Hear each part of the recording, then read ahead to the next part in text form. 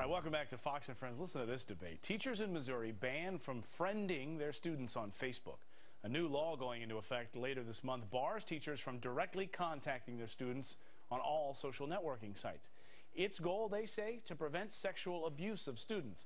But some critics believe the law infringes on First Amendment rights. We've got both sides of this issue in a fair and balanced debate. Now we're joined by First Amendment attorney Lawrence Walters and attorney and social policy advisor Michael Barnes. Nice to see both of you this morning. Hey, Clayton. Good morning. Michael, let me start with you. You think that this is okay? This law will protect students?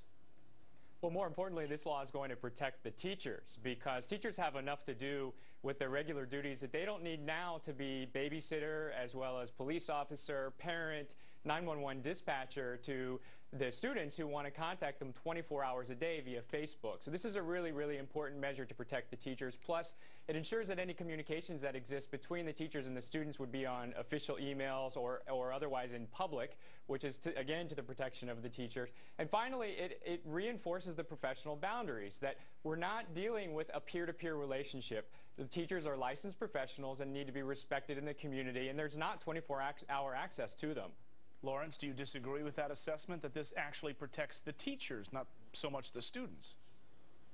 I have a couple of problems with this law. Initially, both students and teachers have First Amendment rights to communicate with each other. So when the government starts jumping in and banning an entire category of communication, that's a First Amendment problem. The teacher can decide whether or not to engage in these communications. So the theory that there's some sort of overload that the teacher has to respond to these messages, that is totally under their control. And anytime you restrict First Amendment rights or communication between individuals in a free country like ours, there has to be some compelling reason to do so. And here, there just isn't. The student is not allowed then to communicate with a teacher in a private setting. By banning this form of communication, you're kind of throwing the baby out with the bathwater, getting rid of all the good and the bad and everything that can result from these sorts of communications. Michael, is it a little draconian, sort of painting all of these children and these teachers with one brush?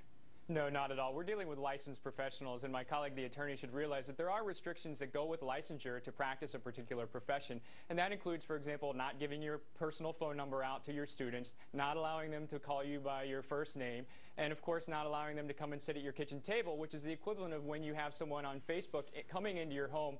If you get an email on your work account, your school account, it's like someone knocking at your school classroom door. But if you get a message at any hour of the night or day from someone via Facebook, it's like them coming and sitting at your kitchen table. It's completely inappropriate.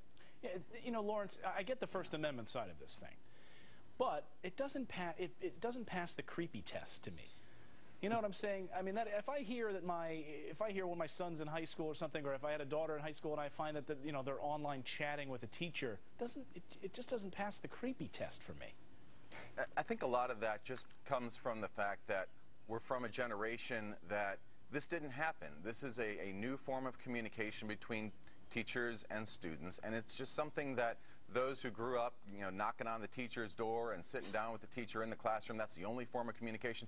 We just don't get it yet. But this will be routine communication. This will be no big deal in 10 years. In fact, there'll be other forms of video communication that we can't imagine that'll be occurring. But once you start banning these forms of speech, that's a First Amendment problem. Michael, do you get the final word?